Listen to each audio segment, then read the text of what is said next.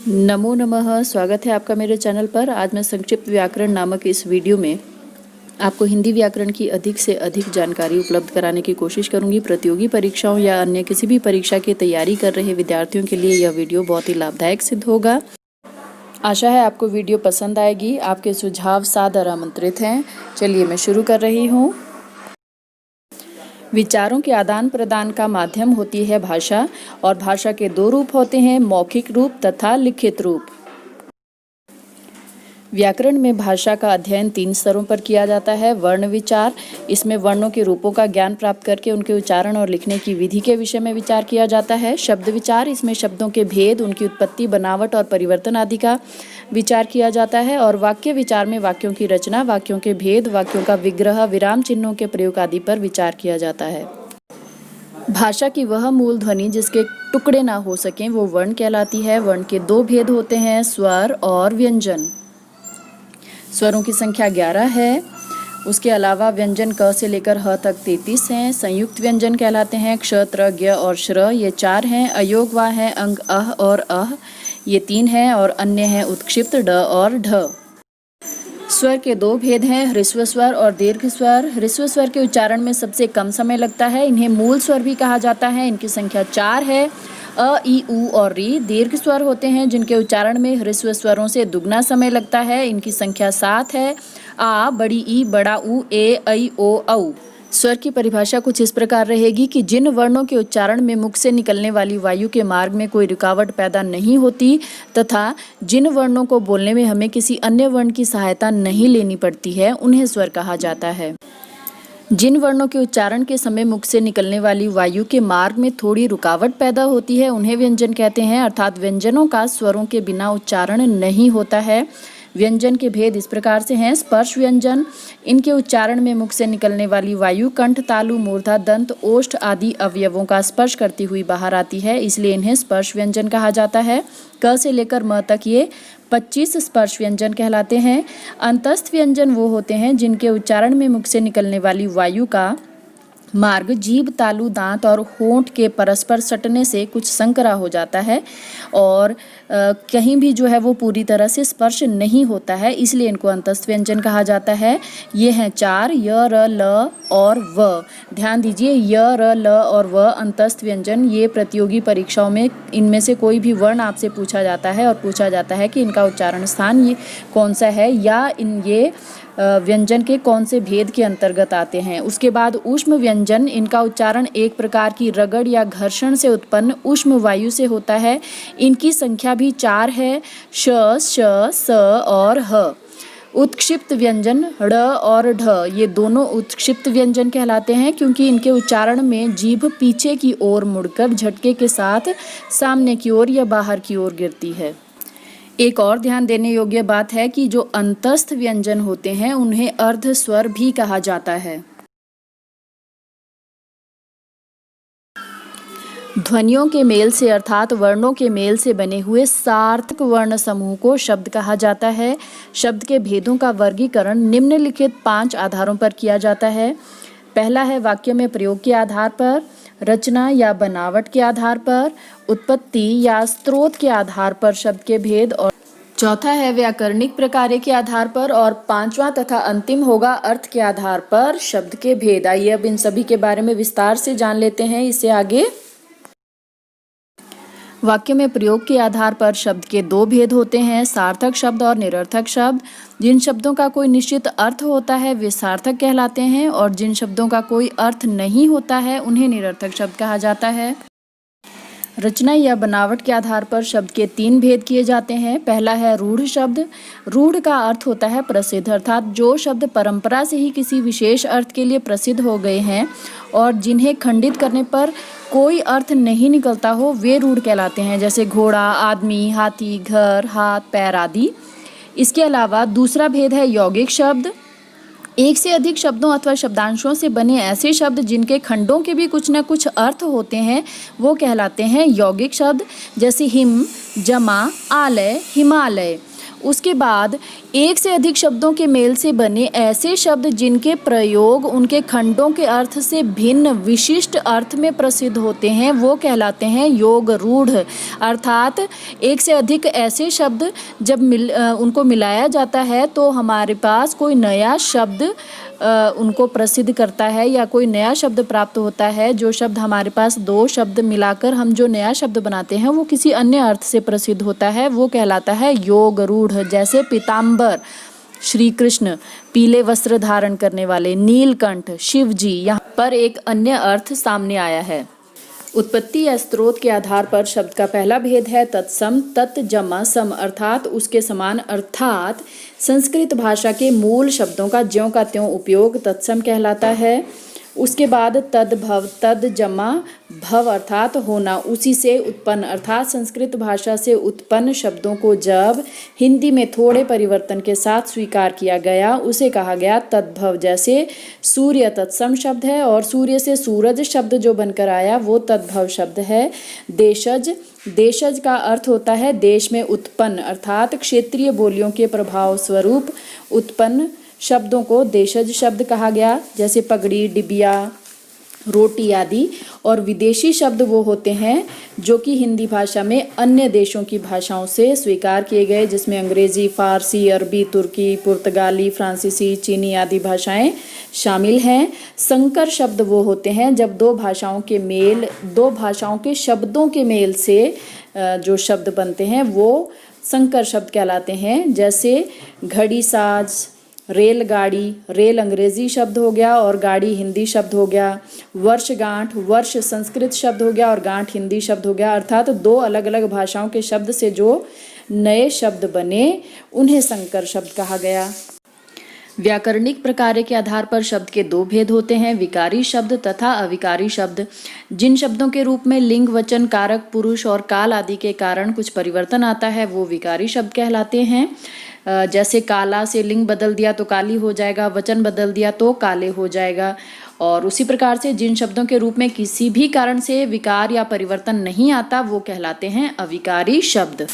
जैसे वह धीरे धीरे चल रहा है, अब इसमें यदि हम लिंग बदल दें तो हम कहेंगे वह धीरे धीरे चल रही है।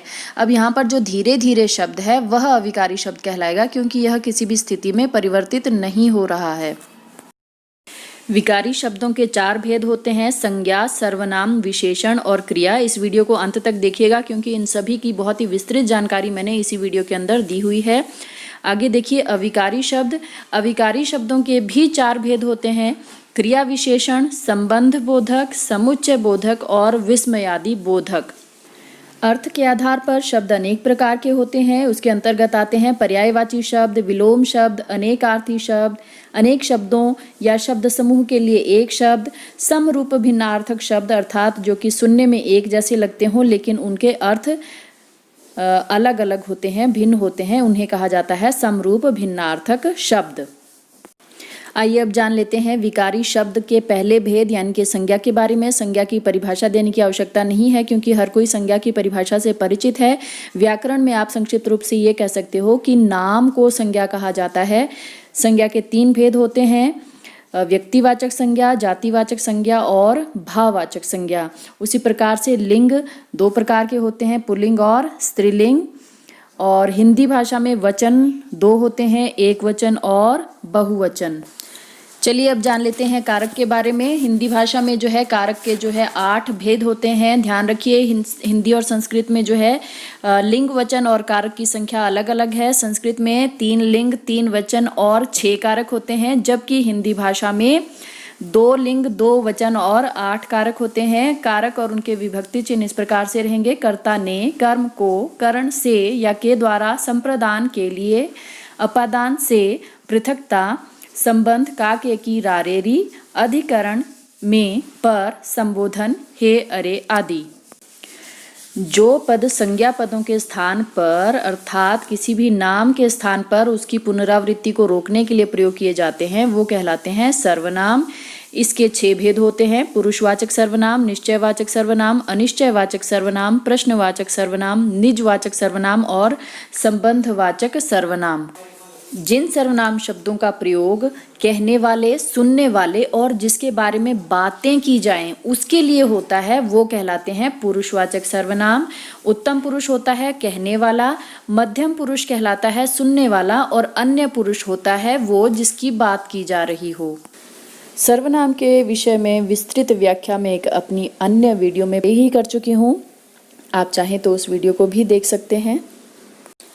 जो पद संज्ञा और सर्वनाम पदों की विशेषता बताते हैं उन्हें विशेषण कहा जाता है। इसके भेद 4 होते हैं: गुणवाचक विशेषण, संख्यावाचक, परिमाणवाचक, संकेतवाचक या सार्वनामिक विशेषण।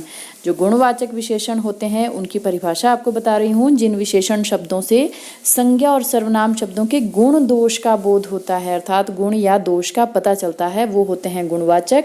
और संकेतवाचक या सार्वनामिक विशेषण वो होते हैं जो सर्वनाम शब्द संज्ञा शब्द की ओर संकेत करते हैं, उन्हें संकेतवाचक या सार्वनामिक विशेषण कहा जाता है। जो विशेषण शब्द संज्ञा और सर्वनाम शब्दों की संख्या बताते हैं वो संख्यावाचक विशेषण कहलाते हैं। इसके 2 भेद होते हैं: निश्चित संख्यावाचक और अनिश्चित संख्यावाचक। जो निश्चित संख्या का बोध कराते हैं वो निश्चित संख्यावाचक, और जो अनिश्चित संख्या का बोध कराते हैं अर्थात जिसमें संख्या का निश्चित बोध नहीं होता है वो कहलाते हैं अनिश्चित संख्यावाचक।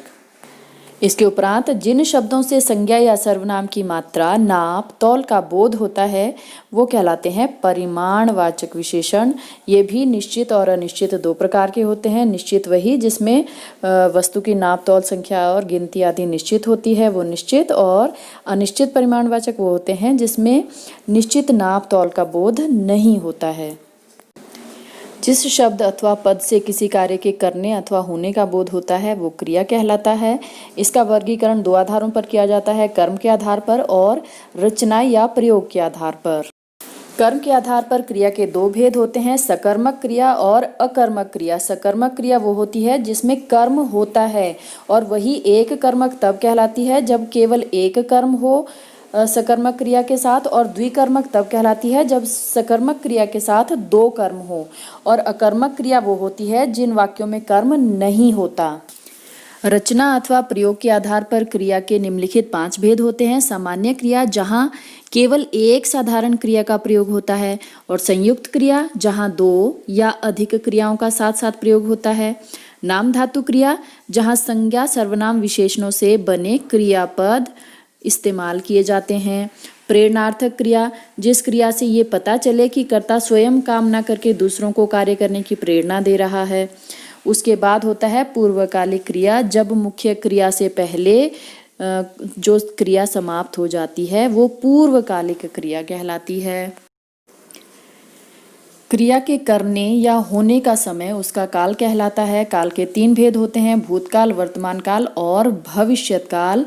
बीते हुए समय को भूतकाल कहा जाता है। भूतकाल के निम्नलिखित 6 भेद होते हैं। पहला भेद है सामान्य भूतकाल, अर्थात क्रिया के जिस रूप से कार्य के सामान्य स्थिति में भूतकाल में होने का पता चलता है। आसन्न भूतकाल, आसन्न का अर्थ होता है निकट होना, अर्थात क्रिया के जिस रूप से उसके कुछ ही समय पहले पूरा होने का पता चलता है। पूर्ण भूतकाल, क्रिया के जिस रूप से उसके बहुत पहले पूरा हो जाने का बोध होता है वो होता है पूर्ण भूतकाल। अपूर्ण भूतकाल, अर्थात बीते हुए समय में जो है कार्य आरंभ तो हुआ लेकिन वो पूरा नहीं हुआ है, वो होता है अपूर्ण भूतकाल। संदिग्ध भूतकाल, अर्थात भूतकाल में कार्य पूरा हुआ या नहीं हुआ इसमें कोई संदेह है, इसलिए उसे कहा जाता है संदिग्ध भूतकाल। हेतुमत भूतकाल, हेतु का अर्थ होता है कारण, अर्थात किसी कारणवश कोई कार्य पूरा नहीं हो सकता है उसको कहा जाता है हेतुमत। यानी कि जब हम कहते हैं यदि ऐसा होता तो वैसा हो जाता, तो उसे वो कहलाता है हेतुमत भूतकाल। वर्तमान काल होता है वो समय जो चल रहा होता है। अब इसके भी 3 भेद हैं। सामान्य वर्तमान काल कौन सा होता है? जो क्रिया वर्तमान में सामान्य रूप से हो रही होती है वो सामान्य वर्तमान काल कहलाता है। जैसे माली घास काटता है, गाय दूध देती है। अपूर्ण वर्तमान काल जो कि इसका दूसरा भेद है, इसमें क्या होता है कि जो क्रिया वर्तमान में हो रही होती है मतलब कि वो ना तो समाप्त हुई है और ना ही वो पूर्ण हुई है, वो कहलाती है अपूर्ण वर्तमान काल। जैसे बच्चा सो रहा है। उसके बाद संदिग्ध वर्तमान काल, यानी कि जिस क्रिया के वर्तमान समय में होने में संदेह हो या अनिश्चय की स्थिति हो कि वो कार्य हो रहा है या नहीं हो रहा है, वो कहलाता है संदिग्ध वर्तमान काल। जैसे बच्चे पतंग उड़ा रहे होंगे। अब यहाँ पर संदेह की स्थिति है कि बच्चे हो सकता है पतंग उड़ा रहे हों या हो सकता है बच्चे कुछ और काम कर रहे हों। आने वाले समय को भविष्यत काल कहा जाता है। भविष्यत काल के पुनः 3 भेद हैं। पहला है सामान्य भविष्यत काल, यानी कि क्रिया के जिस रूप से उसके आने वाले समय में सामान्य ढंग से होने का पता चलता है। जैसे निकिता दादी जी के साथ बाजार जाएगी। संभाव्य भविष्यत काल होता है क्रिया के जिस रूप से उसके आने वाले समय में होने की संभावना होती है। जैसे दादी जी शायद कहानी सुनाएं या शायद आज बारिश होगी। हेतुमत भविष्यकाल कब होता है? जब किसी क्रिया का पूर्ण होना किसी दूसरी क्रिया पर निर्भर होता है, वो होता है हेतुमत भविष्यकाल। जैसे अगर पिताजी जाएंगे तो मैं दिल्ली जाऊंगा। क्रिया का वह रूप जिससे यह पता चलता है कि क्रिया का संबंध किससे है, अर्थात क्रिया का संबंध कर्ता से है, कर्म से है या भाव से है, वह वाच्य कहलाता है। वाच्य के 3 भेद हैं, कर्तृवाच्य, कर्मवाच्य तथा भाववाच्य। कर्तृवाच्य में क्या होता है कि जब वाक्य में क्रिया के लिंग, पुरुष और वचन जो है कर्ता के अनुसार होते हैं। और कर्मवाच्य में जब वाक्य में क्रिया जो है कर्म के लिंग, पुरुष और वचन के अनुसार होती है। उसी प्रकार से भाववाच्य क्या होता है? जब वाक्य में क्रिया का प्रयोग कर्ता और कर्म के अनुसार ना होकर भाव के अनुसार होता है, उसे कहा जाता है भाववाच्य। वाक्य में जो शब्द क्रिया की विशेषता बताते हैं उन्हें क्रिया विशेषण कहा जाता है। क्रिया विशेषण के 4 भेद होते हैं, स्थानवाचक, कालवाचक, रीतिवाचक तथा परिमाणवाचक। इनके नाम से ही स्पष्ट है कि इनमें किस प्रकार का बोध होता है। जो शब्द संज्ञा और सर्वनाम के साथ आकर उनका संबंध वाक्य के अन्य शब्दों के साथ प्रकट करते हैं उन्हें कहा जाता है संबंध बोधक अव्यय। संबंध बोधक जो है निम्नलिखित 2 प्रकार से होते हैं, रूप रचना के आधार पर और अर्थ के आधार पर। रूप रचना के आधार पर संबंध बोधक 2 प्रकार के होते हैं, रूढ़ और यौगिक।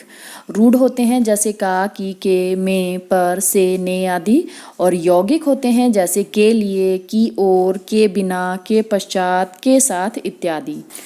2 शब्दों, वाक्यांशों या 2 वाक्यों को जोड़ने का काम करने वाले अव्यय शब्द समुच्चय बोधक कहलाते हैं। समुच्चय बोधक के 2 भेद होते हैं, समानाधिकरण समुच्चय बोधक तथा व्यधिकरण समुच्चय बोधक। जो अव्यय समान शब्दों, वाक्यों या वाक्यांशों को परस्पर मिलाते हैं वो कहलाते हैं समानाधिकरण समुच्चय बोधक। इसके 4 भेद होते हैं, संयोजक, विभाजक, विरोध दर्शक और परिणाम दर्शक। संयोजक अर्थात जोड़ने वाले, यानी कि 2 समान वर्ग के शब्दों, वाक्यांशों या वाक्यों को जोड़ने का काम करने वाले कहलाते हैं संयोजक। जैसे रोहित और मोहित, यहाँ पर ओ और जो है वो है संयोजक। विभाजक अर्थात बांटने वाला या विकल्पक, विभाजक को विकल्पक भी कहा जाता है। जो समुच्चय बोधक शब्दों, वाक्यांशों या वाक्यों में विकल्प प्रकट करते हुए उन्हें जोड़ने का काम करते हैं वो कहलाते हैं विभाजक। जैसे पार्टी में तुम स्वयं जाओगे अथवा वह तुम्हें लेने आएगा। अब यहाँ पर अथवा जो है वो विकल्पक का कार्य कर रहा है। विरोध दर्शक होता है जो समुच्चय बोधक 2 कथनों में से प्रथम का विरोध करे या निषेध करे वो कहलाते हैं विरोध दर्शक। जैसे उसने बहुत प्रयास किया मगर प्रतियोगिता जीत न सका। अब यहाँ पर मगर शब्द जो है विरोध दर्शक है। अंतिम है परिणाम दर्शक। जो अव्यय या जो समुच्चय बोधक पहले उपवाक्य और उसके परिणाम का संकेत करने वाले दूसरे उपवाक्य को जोड़ते हैं वे परिणाम दर्शक कहलाते हैं। जैसे मेहनत नहीं की इसलिए फेल हो गए। जो समुच्चय बोधक 1 या 1 से अधिक आश्रित उपवाक्यों को प्रधान उपवाक्य से जोड़ते हैं वो कहलाते हैं व्यधिकरण समुच्चय बोधक। इसके भी 4 प्रकार होते हैं। हेतु बोधक होते हैं कारण बोधक, अर्थात हेतु का अर्थ होता है कारण। जो समुच्चय बोधक वाक्य में कई कार्य कारण का बोध कराते हैं वो होते हैं हेतु बोधक। जैसे मेरे दादाजी यहाँ नहीं आ सके क्योंकि वे बीमार थे, अब क्योंकि यहाँ पर हेतु बोधक शब्द है। उसके बाद संकेत बोधक, जो 2 उपवाक्यों को संकेत से जोड़ते हैं, यानी कि यदि तुम परिश्रम करोगे तो सफल हो जाओगे। अब यहाँ पर यदि और तो जो है संकेत बोधक हैं। स्वरूप बोधक क्या होता है? जब पहले उपवाक्य या वाक्यांश के अर्थ को अधिक स्पष्ट करने का काम करने वाले समुच्चय बोधक स्वरूप बोधक कहलाते हैं। उसके बाद है उद्देश्य बोधक, जो समुच्चय बोधक आश्रित उपवाक्यों से पहले आकर मुख्य या प्रधान उपवाक्य का उद्देश्य स्पष्ट करते हैं, वो कहलाते हैं उद्देश्य बोधक। 2 ध्वनियों के मेल से उत्पन्न विकार को संधि कहा जाता है। संधि के 3 भेद होते हैं, स्वर संधि, व्यंजन संधि तथा विसर्ग संधि। स्वर संधि के 5 भेद होते हैं, दीर्घ संधि, गुण संधि, यण संधि, वृद्धि संधि तथा अयादि संधि। व्यंजन संधि तथा विसर्ग संधि का कोई भेद नहीं है। इसके व्याकरण में कुछ नियम दिए गए हैं जिनकी सहायता से व्यंजन संधि और विसर्ग संधि को हल किया जाता है। कुछ शब्दांश ऐसे होते हैं जो किसी शब्द से पहले लगकर उसके अर्थ में कुछ विशेषता या कुछ परिवर्तन ला देते हैं, उन्हें उपसर्ग कहा जाता है। जो शब्दांश किसी शब्द के अंत में जुड़कर उसके अर्थ में परिवर्तन ला देते हैं, उन्हें कहा जाता है प्रत्यय। प्रत्यय 2 प्रकार के होते हैं, कृत प्रत्यय और तद्धित प्रत्यय। जो शब्दांश क्रिया के धातु रूप के अंत में जुड़ते हैं वे कृत प्रत्यय कहलाते हैं। ये 5 प्रकार के होते हैं, कर्तृवाचक कृदंत, कर्मवाचक कृदंत, करणवाचक कृदंत, भाववाचक कृदंत तथा क्रियावाचक कृदंत। जो शब्दांश क्रिया की धातुओं को छोड़कर संज्ञा, सर्वनाम, विशेषण और अव्यय शब्दों के अंत में जुड़ते हैं वो तद्धित प्रत्यय कहलाते हैं। ये इनका वर्गीकरण इस प्रकार से किया गया है, कर्तृवाचक तद्धित, बहुवचनवाचक तद्धित, स्त्रीलिंगवाचक, स्थानवाचक, गुणवाचक, भाववाचक, संबंधवाचक, गणनावाचक या क्रमवाचक, लघुतावाचक और सादृश्यतावाचक तद्धित। सादृश्यता होते हैं जो एक जैसे या मिलते जुलते हों, जैसे नीला सा, गोरा सा। समास का अर्थ होता है संक्षेप, 2 या 2 से अधिक शब्दों को मिलाकर एक कर देना। समास के 6 भेद होते हैं, अव्ययी भाव समास, तत्पुरुष समास, कर्मधारय, द्विगु, द्वंद्व और बहुब्रीहि समास। इसमें द्विगु समास संख्यावाची होता है, द्वंद्व समास में दोनों पद प्रधान होते हैं और बहुब्रीहि समास में तीसरा पद प्रधान होता है। अव्ययी भाव समास में पहला पद प्रधान होता है और वो अव्यय होता है। उसके अलावा तत्पुरुष समास के भेद जो है 6 कारकों के अनुसार होते हैं, जो कि यहाँ पर लिखे गए हैं, कर्म, करण, संप्रदान, उपादान, संबंध और अधिकरण तत्पुरुष। सार्थक शब्द समूह का व्यवस्थित मेल वाक्य कहलाता है। वाक्य के 2 अंग होते हैं, उद्देश्य और विधेय। वाक्य के भेद अर्थ और रचना के आधार पर किए जाते हैं। अर्थ के आधार पर वाक्य 8 प्रकार का होता है, विधानवाचक, निषेधवाचक, प्रश्नवाचक, आज्ञावाचक, इच्छावाचक, विस्मयवाचक, संदेहवाचक और संकेतवाचक।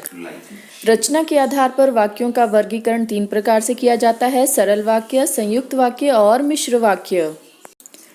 Please like, share and subscribe because this video is very useful for all competitive exams related to Hindi grammar. Thanks for watching.